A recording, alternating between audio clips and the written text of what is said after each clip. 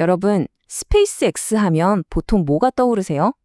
아마 거대한 로켓, 화성 탐사 이런 거겠죠. 근데요, 오늘 우리가 파헤쳐 볼 건 로켓 자체가 아니에요. 진짜 혁신은 그 로켓을 만드는 방식에 숨어 있거든요. 바로 일론 머스크의 5단계 생산 원칙입니다. 오늘 이야기의 핵심이 바로 이 문장 하나에 다 들어있어요. 기계를 만드는 기계는 기계 자체보다 훨씬 더 어렵다. 이게 무슨 말인가 싶죠? 하지만 제품이 아니라 그 제품을 만드는 생산 시스템, 그러니까 공장에 진짜 혁신이 숨어 있다는 머스크의 아주 중요한 통찰입니다. 실제로도요, 새로운 제품의 생산 시스템을 설계하는 데는 제품 자체를 디자인하는 것보다 적게는 10배, 많게는 무려 100배나 더 많은 노력이 필요하다고 해요. 우리가 정말 엄청나게 과소평가하고 있는 과제인 거죠. 네, 우리는 보통 딱 눈에 보이는 멋진 디자인에만 열광하잖아요. 근데 그 뒤에 있는 어마어마한 제조 과정은 그냥 지나치기 쉽죠. 사실 디자인보다 100배는 더 중요할 수도 있는 이 생산이라는 큰 그림을 우리가 왜 자꾸 놓치는지 지금부터 한번 살펴보겠습니다.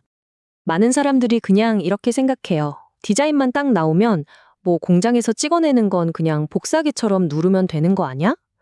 근데요, 이건 정말 제조업의 젖자도 모르는 소리입니다.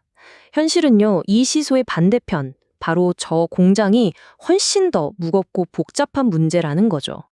스페이스X의 심장이라고 할 수 있는 랩터 엔진을 한번 볼까요? 놀랍게도요, 이 엔진 설계의 기본 아이디어는 완전 새로운 게 아니었어요. 기존 기술을 한 단계 발전시킨 거에 가까웠죠.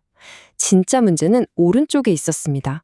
바로 이 괴물 같은 엔진을 추력 톤당 비용은 $1,000 밑으로 팍 낮추면서 수백 수천 개씩 막 찍어낼 수 있는 공장을 만드는 것. 바로 여기가 진짜 혁신이 필요한 영역이었던 겁니다. 자, 그렇다면 이 거의 불가능해 보이는 과제를 대체 어떻게 해결했을까요?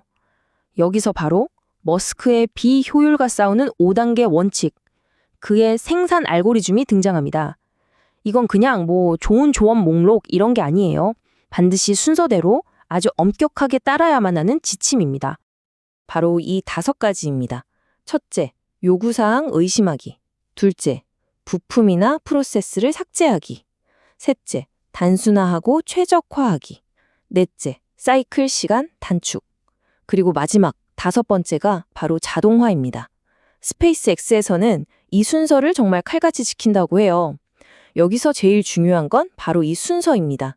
만약 이 순서를 어기잖아요? 특히 거꾸로 적용하면 정말 끔찍한 재앙이 벌어집니다. 그 이유는 잠시 후에 알려드릴게요. 자, 그럼 한번 제대로 파고 들어볼까요? 가장 우리의 직관에 반하는 그 첫 3단계에 한번 집중해 보겠습니다.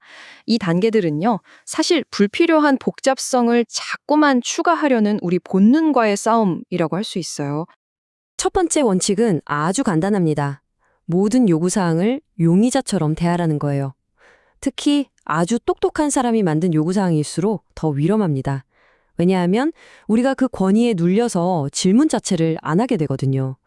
그래서 모든 요구사항에는 무슨 부서가 아니라 그 결정을 내린 담당자 개인의 이름을 딱 붙여야 합니다. 그래야 아무도 원래 그랬어요 라는 말 뒤에 숨을 수가 없죠. 두 번째 원칙은 이 강력한 한마디로 요약됩니다. 부품과 프로세스를 제고하는데 아주 공격적이어야 한다는 거죠. 혹시 모르니까 일단 두자. 이런 생각은 절대 금물이에요. 실수로 너무 많이 삭제해서 나중에 다시 추가하는 한이 있더라도 일단은 아주 과감하게 삭제하라는 겁니다.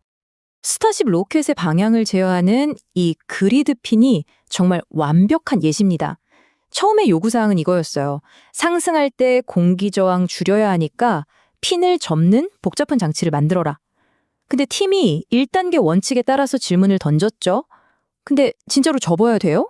하고 시뮬레이션을 돌려봤더니 글쎄 로켓 엔진 추력이 워낙 막강해서 그깟 공기 저항은 그냥 무시해도 될 정도였던 거예요. 결과가 어땠을까요? 복잡하고 비싼 그 접힘 장치 전체를 그냥 통째로 삭제해버렸습니다. 바로 여기서 똑똑한 엔지니어들이 가장 빠지기 쉬운 함정이 나타납니다. 2단계에서 삭제했어야 할 부품을 붙잡고 그걸 완벽하게 최적화하려는 유혹이죠. 하지만 애초에 필요 없는 것을 아름답게 만드는 것만큼 큰 낭비는 세상에 없습니다. 자, 그럼 제가 아까부터 왜 그렇게 순서 노래를 불렀을까요? 마지막 단계인 자동화를 만약 가장 먼저 해버리면 어떤 재앙이 펼쳐지는지 아주 유명한 경고의 이야기를 통해 한번 살펴보겠습니다. 여러분도 한번 상상해 보세요. 이 알고리즘을 거꾸로, 그러니까 5번 자동화부터 시작하면 대체 무슨 일이 벌어질까요? 이게 바로 테슬라 모델 3 생산 라인에서 벌어졌던 실제 재앙으로 이어집니다. 바로 이겁니다. 재앙을 부르는 레시피죠. 머스크 스스로 생산 지옥이라고 불렀던 그 실수의 설계도예요. 모든 단계를 거꾸로, 즉 자동화부터 시작한 겁니다. 존재하지도 않는 문제를 해결하기 위해서 로봇을 만들고 그 불필요한 프로세스의 속도를 높이려고 하고, 정말 보기만 해도 아찔한 순서죠. 바로 그 악명 높은 풀러프 봇 사건입니다. 배터리 팩에 유리섬유 매트를 까는 이 로봇 하나가 전체 생산 라인을 그냥 마비시켜버렸어요. 팀은 당연히 5사 3단계에 따라서 그 로봇을 더 빠르고 더 정교하게 만들려고 몇 주를 그냥 허비했죠. 그러다 마침내 누군가 1단계 질문을 던졌습니다. 잠깐만요. 이 매트 도대체 왜 까는 거죠? 그랬더니 정말 놀라운 일이 벌어졌어요. 안전팀은 소음 때문이라고 하고 소음팀은 안전 때문이라고 서로 막 떠넘기는 거예요. 결국 테스트를 해보니까 그 매트는 아무 쓸모도 없다는 충격적인 사실이 밝혀졌습니다. 그러니까 핵심은 이거예요. 200만 달러, 우리 돈으로 20억 원이 넘는 로봇이 애초에 필요도 없는 일을 하고 있었던 거죠. 의문을 제기하기 전에 자동화부터 서두르면 얼마나 이렇게 엄청난 낭비가 발생하는지 보여주는 아주 극적인 사례입니다. 근데요, 이 이야기가 뭐 로켓 공장이나 자동차 공장에만 해당되는 얘기일까요? 절대 아니죠. 이 원칙은 우리 모두가 각자의 분야에서 수석 엔지니어처럼 생각해야 한다는 아주 보편적인 철학으로 이어집니다. 여기서 수석 엔지니어라는 건 무슨 직책을 말하는 게 아니에요. 시스템 전체를 조망하는 사고방식을 의미하는 거죠. 숲을 보지 못하고 나무 하나만 계속 최적화하려는 그런 오류를 막는 역할입니다. 이런 경우를 한번 생각해 보세요. 펠콘 9 로켓이 착륙하고 나서도 1000kg이나 되는 연료가 남아요. 그런데 한 엔지니어 팀이 몇 달간 피땀 흘려서 엔진 무게를 100kg 줄이는데 성공했다고 칩시다. 이게 과연 의미 있는 성과일까요? 아니죠. 훨씬 더 큰 문제인 남아도는 1000kg의 연료는 외면한 채 작은 부품 하나에만 매달린 잘못된 최적화일 뿐입니다. 바로 이것이 수석 엔지니어 철학의 핵심입니다. 내가 지금 하는 일이, 우리 팀의 목표가 과연 전체 시스템의 성공에 어떻게 기여하는지 항상 되물어야 한다는 것이죠. 자, 오늘 내용을 마무리하면서 이 질문을 여러분께 한번 던져봅니다. 여러분이 지금 하고 있는 일 혹은 속해 있는 팀에서 너무나 당연하게 여겨왔지만 사실은 불필요한, 그래서 오늘 당장 삭제해버릴 수 있는 그 멍청한 요구사항은 과연 무엇일까요? 한번 곰곰이 생각해 보시기 바랍니다.